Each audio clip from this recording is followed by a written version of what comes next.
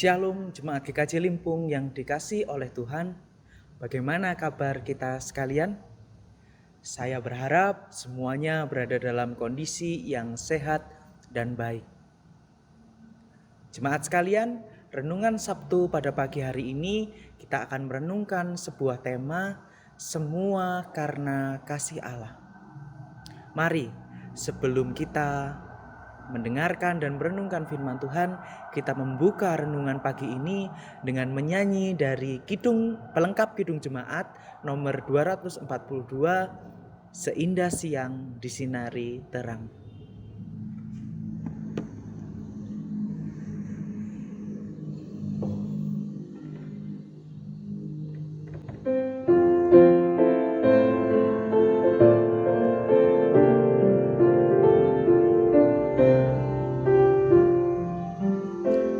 Seindah siang disinari terang, cara Tuhan mengasihiku.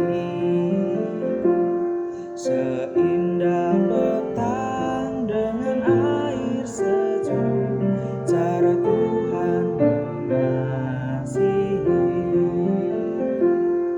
Tuhanku lembut dan penyayang, dan aku mengasihi Dia. Kasih-Nya besar, agung dan mulia, cara Tuhan mengasihi.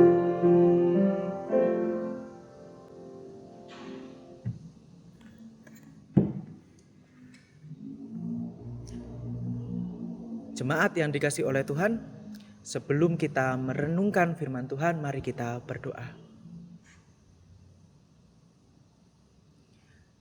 Ya Bapa, kami bersyukur mempunyai Allah yang penuh kasih. Allah yang mempunyai banyak cara untuk menunjukkan kasih-Nya kepada kami. Kasih itu sungguh kami rasakan di dalam kehidupan kami. Bahkan kasih itu kami rasakan pada saat ini ketika kami hendak mendengarkan firman Tuhan. Kami mohon Roh Kudus memimpin hati dan jiwa kami sehingga kami dapat mendengar firman Tuhan dengan baik, dan firman itu dapat kami lakukan di dalam kehidupan kami sehari-hari. Di dalam nama Kristus kami berdoa dan mengucap syukur. Amin. Jemaat sekalian, firman Allah kita pada hari ini diambil dari Injil Yohanes pasal yang ketiga ayat yang ke-16. Karena begitu besar kasih Allah akan dunia ini, sehingga Ia telah mengaruniakan anaknya yang tunggal, supaya setiap orang yang percaya kepadanya tidak binasa, melainkan beroleh hidup yang kekal. Demikianlah firman Tuhan. Berbahagialah setiap kita yang membaca, mendengar, dan melakukannya di dalam kehidupan sehari-hari. Jemaat GKJ Limpung yang terkasih di dalam Tuhan, di dalam kehidupan kita pasti memiliki seseorang yang kita kasihi. Orang itu misalnya anak-anak kita, orang tua kita, sanak saudara kita, atau pasangan hidup kita. Karena kasih itulah kita mempunyai cara tersendiri untuk mengungkapkan kasih kita. Kita akan berusaha untuk memberikan hal yang terbaik kepada mereka. Bahkan beberapa orang akan mengorbankan dirinya demi orang yang ia kasihi. Seperti halnya kita yang memberikan hal terbaik kepada orang yang dikasihi, demikianlah juga Allah. Ia juga memberikan apa yang terbaik kepada kita karena kasih-Nya. Hal ini seperti apa yang sudah kita baca di dalam teks Yohanes pasal yang ketiga ayat yang ke-16. Yohanes pasal ketiga ayat yang ke-16 merupakan salah satu bagian dari percakapan Yesus dengan Nikodemus. Di dalam percakapan itu dikatakan bahwa Nikodemus masih kesulitan dalam mencerna perkataan Yesus tentang kelahiran kembali atau kelahiran dari roh. Padahal dikatakan bahwa Nikodemus adalah pengajar Israel. Ia adalah seorang pemimpin agama Yahudi.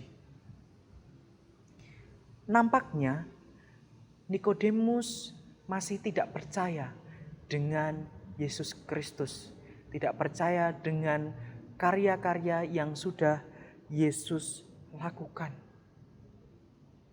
Yesus adalah anak Allah, anak manusia yang datang untuk menghadirkan kerajaan Allah dan menyelamatkan dunia.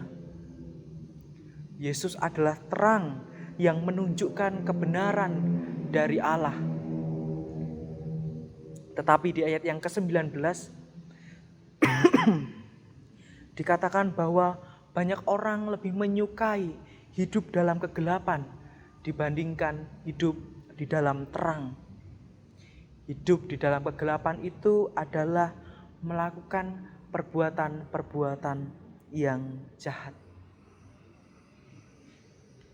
Di dalam kerangka ketidakpercayaan Nikodemus itu, Yesus ingin menunjukkan kepada Nikodemus tentang identitas Yesus. Siapa itu Yesus? Yesus adalah anak manusia yang dikaruniakan Allah bagi dunia. Yesus adalah bukti nyata akan kasih Allah kepada dunia.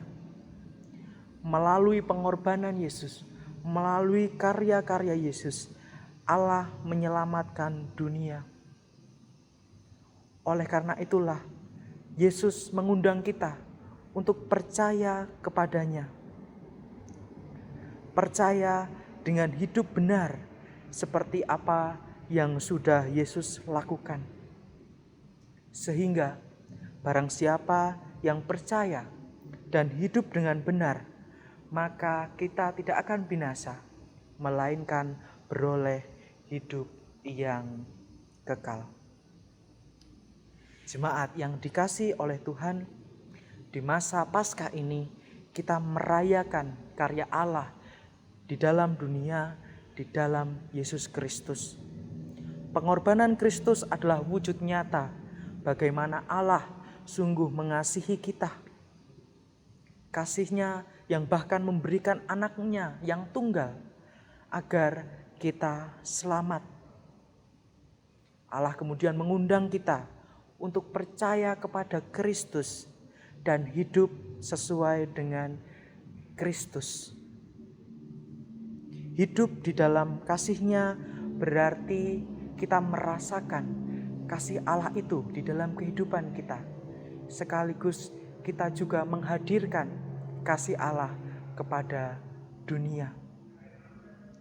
Kasih Allah itu berarti kita memberikan diri kita untuk orang yang dikasihi. Kita hidup dengan peduli dengan setiap orang yang meminta pertolongan. Selamat merayakan Paskah. Tuhan Yesus memberkati.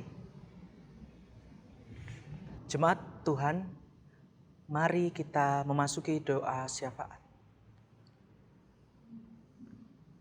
Bapa yang penuh kasih, kami bersyukur karena kami memiliki Allah yang senantiasa menyatakan kasih-Nya di dalam kehidupan kami.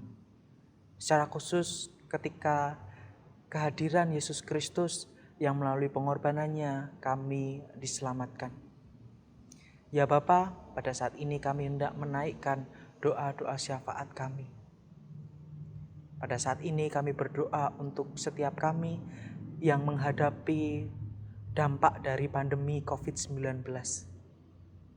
Di tengah ketidakberdayaan kami memohon pertolongan dari Engkau, sehingga kami diberi kekuatan untuk menghadapi dampak-dampak dari virus corona ini.